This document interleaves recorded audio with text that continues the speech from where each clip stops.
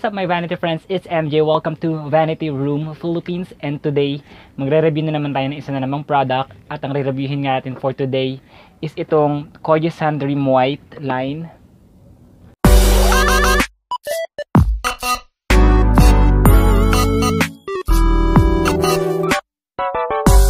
Kakaligo ko lang guys, sorry, and I have nothing on my face right now except sa sunblock. So, itong Kojie-san Dream White guys is binigay sa amin ng Kojie-san, and ito siya sa loob, isang case siya, nakalagay sa box, it's time to put aging to bed. So, ang ganda ng box, 'di ba? Sobrang ganda ng box. Sobrang ganda ng packaging niya, and sa loob, ito yung mga products na sa loob. Tinanggal ko na siya guys sa mga box kasi para maipakita ko sa inyo. We have here the Kojie-san Dream White Anti-Aging Soap. And we also have here the Kojie-san Dream White Anti-Aging Facial Toner with Collagen. We also have here the Kojie-san Dream White Anti-Aging Overnight Cream. And yung Day Cream.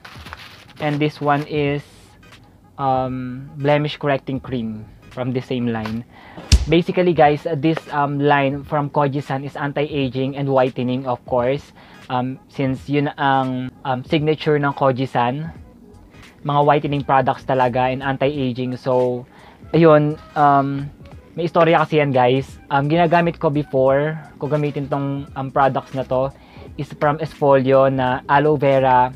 Sa banyo kasi hindi ko mapakita sa inyo, pero yun yung ginagamit ko guys, and sobrang effective niya sa akin. Natuyo yung mga pimples ko and yung mga irritations guys na wala talaga sa aking face.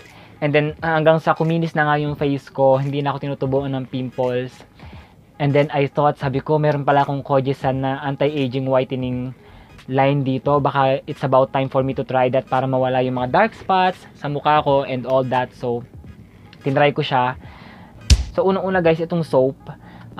It says here on the box that the Kojie-san Dream White Anti-Aging Soap combines the youth regenerating properties of collagen and elastin plus the lightening effect of kojic acid. So, ito siya guys. Itong soap na to is sobrang bango. Siguro sa line ng product na to, ito yung pinaka-favorite ko kasi sobrang bango niya. Mas gusto ko to guys compared sa Kojie-san na orange kasi sobrang tapang nun. This one is milder this one is milder version.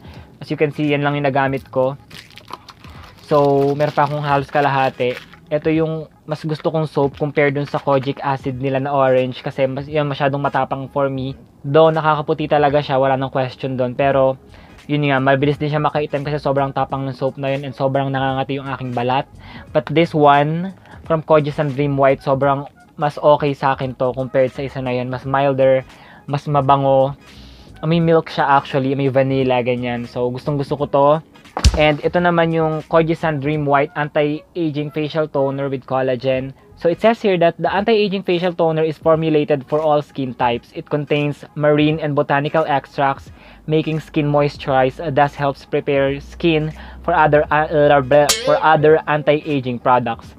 So this one naman guys has ethyl alcohol. Ayun ang ayoko sa kanya kasi may stinging sensation siya pag nilalagay mo sa face, which is ayoko kasi alam niyo naman sobrang sensitive ng aking face. Konting ano lang, nagkakatigyawat na ako, nagkaka-redness. And this one guys, may stinging sensation siya. As you can see, as you can tell, I don't know kung nakikita niyo sa camera. Pero konting-konti lang yung nagamit ko. Konti lang yung bawas kasi nga itinigil ko na siya dahil mahapdi siya sa face. And this one naman is the Anti-Aging Overnight Cream. This one, ayoko na agad yung packaging niya kasi wala siyang pump, wala siyang spatula. So directly, kukunin mo siya sa loob.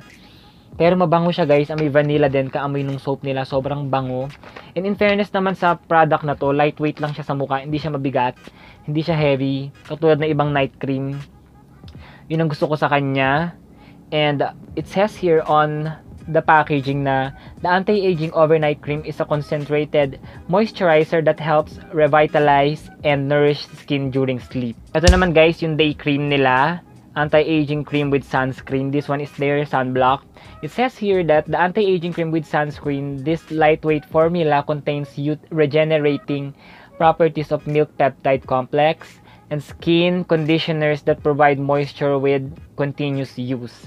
So, this is a moisturizer with sunblock din, guys. In fairness din dito sa product na to, it has SPF 30, wala siyang white cast, and sobrang lightweight lang din niya sa muka. So, yon. Ayoko din sa kanya, wala siyang spatula na kasama. So, unhygienic siya gamitin. And the last one is the Kojie-san Dream White Blemish Correcting Cream. And this one, gusto ko yung packaging niya kasi meron siya, kasi squeezy tube siya. So, yon. And it says here that the Kojie-san Dream White Blemish Correcting Cream is a cell-regenerating formula that helps reduce dark facial spots and other skin imperfections. So, eto siya, guys. Hindi ko rin siya masyadong nagamit. Yun. So, eto na guys. Unahin ko na sabihin sa inyo yung mga bagay na gusto ko sa kanya. Ang gustong-gusto ko sa line ng products na to from Kojie-san is yung color niya. Sobrang appealing na color for me. Yung amoy, sobrang isa lang yung amoy niya. Sobrang uniform ng amoy niya. Amoy milk siya, amoy vanilla. Sobrang pleasant ng amoy niya. And it smells mild talaga. Sobrang thumbs up si Kojie-san doon sa part na yon. And talaga naman guys, nakakaputi siya ng face. Na-notice ko guys, sa 4 na araw pa lang na paggamit ko nito, parang nare-rejuvenate yung aking face.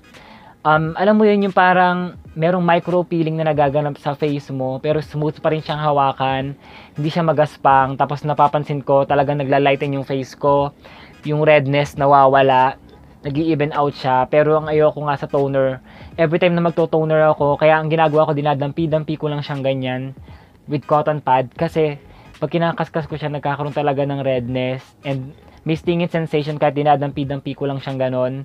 Nararamdaman ko talaga na may hapdi factor sa kanya, which is super no-no for me kasi ayoko ng ganon. So yun yung mga gusto ko sa kanya. And ang maganda pa dito guys, readily available siya sa mga Watsons, Mercury drugstores nationwide. So madali siyang hanapin. So isang plus pa din si Kojie-san doon. So yun yung mga gusto ko sa kanya guys. Ngayon dumako naman tayo sa mga bagay na ayoko sa kanya. By the way pala guys, yung mga prices talagay ko na lang sa description box. Katulad ng sabi ko kanina, ibinigay lang sa akin to ng Kojie-san. Pero alam niyo naman guys, kahit sponsored yung products or hindi, I'm giving you my honest feedback kasi yun yung deserve niyo eh. Kasi I feel you eh. Kasi ako din, di ba? Consumer din ako, and bago ako bumili ng product, kahit vlogger ako, nagre-research pa din ako guys ng mga reviews, and gusto ko yung mga nababasa ko, yung napapanood ko na reviews is honest, kasi yun, kaya nararamdaman ko guys yung feeling nyo. Gusto ko lang ibigay sa inyo kung ano yung totoo, para guys, sulit naman yung pagbili nyo, diba? Kasi hindi naman basta-basta bumili ng products, lalo pag whitening, alam naman natin medyo pricey siya, so you deserve to know the truth guys. So yun lang. Now guys, yung mga bagay naman na ayoko sa kanya, nakakaputi siya, oo. Ang ayoko sa kanya guys, yung packaging niya, super unhygienic.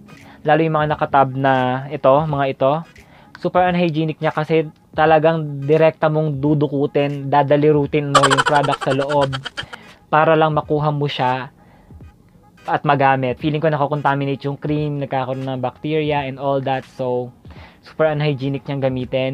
And yun na nga guys, nag-breakout ako sa paggamit ng product na to. Yun yung pinaka-ayokong factor talaga. Whitening, anti-aging, sige, effective na siya. Yung mabango, yung readily available, sige, sa kanya na yon. Pero kahit ganun guys, nagka-pimples kasi ako. So, it's a no-no for me. Sorry, I'm sorry Kojie-san, pero hindi ko siya nagustuhan sa part na yon. Kasi nga, luminis na yung mukha ko eh. Pero yung sa paggamit ko ito, nagkatigyawat na naman ako. So, hindi ako hiyang. Pero as per whitening, okay siya. Pero yun nga, nagkatigyawat ako. Guys, makikita nyo, ayan, nag-breakout galore talaga ako. Ayan, kung makikita nyo, hindi ko alam kung napipick up ng camera. Pero ang dami talaga naging tigyawat ko. Talagang maluha-luha ako. Ito pang nangyari guys, maikwento ko lang ano. Nagpa-facial kami ng mga friends ko sa Flawless. So, sabi ko kay ate sa Flawless, ate yung basic lang na facial kasi gusto ko lang ma-clean yung nose area ko. Para mawala yung mga blackheads and whiteheads sa aking nose and dito sa cheek area. In-insist ni ate na baka daw mag-breakout ako pag yung regular facial lang yung kinuha ko, which is for 620 pesos. So sabi niya kailangan i-avail ko daw yung tag na 980 pesos na anti-acne facial nila para hindi ako mag-breakout. So ako naman si tanga, sige go, sige po ate, para lang for the sake na hindi ako mag-breakout kasi ang dahil ko ng tigyawat dahil sa Kojie-san, gusto ko naman malesen siya kahit papaano. So ako, sige, avail, keme. Ay guys, after a day nung magpa-facial kami, ayan, lumala siya talaga. So flawless. I'm sorry. So ayun lang guys, going back sa Koji, sana ikwento ko lang. Kung gusto niyo ng full story ng flawless video na yon, comment lang kayo sa baba kung gusto niyo yon. Pero anyway, yun nga ang ayoko sa kanya, nagkatigyawat ako. Yun lang naman yung ayoko sa kanya, yung part lang na nakatigyawat ako, the rest okay naman. So guys, i-recap natin yung mga bagay na gusto ko dito. Ang gustong gusto ko sa Koji-san guys, readily available siya, affordable yung mga products nila, mabango siya guys, and nakakaputi siya, effective siya as per whitening. And ayoko nga sa kanya guys, nakatigyawat ako, and unhygienic ng packaging nila. Pero the rest, sobrang okay din naman. Nasa sa inyo na yan guys kung magugustuhan niya siya or hindi. Kung effect ba sa inyo or hindi. Kung sensitive skin kayo, I don't recommend using this product. Kung acne prone kayo, huwag nyo itong gagamitin. Pero kung normal naman yung skin nyo, pinagpala kayo na hindi kayo masyadong tigyawatin, this one is a must try product guys. Nakakaputi siya and sobrang moisturizing niya without that heavy feeling. So ayun lang, pero depende pa rin sa inyo yan guys, kung ano yung mga products na gusto nyo itry at gusto nyo subukan, nasa sa inyo pa rin yan guys. Hindi ko sinasabi na wag nyo itong gawin, hindi porket naging effective sa akin or hindi naging effective sa akin, ganun din yung magiging resulta sa inyo. Take this review with a pinch of salt guys, wag nating iliteral. And yun lamang, sana na-enjoy nyo itong review na to. And thank you so much for watching, you guys are awesome, you have a wonderful day. Bye!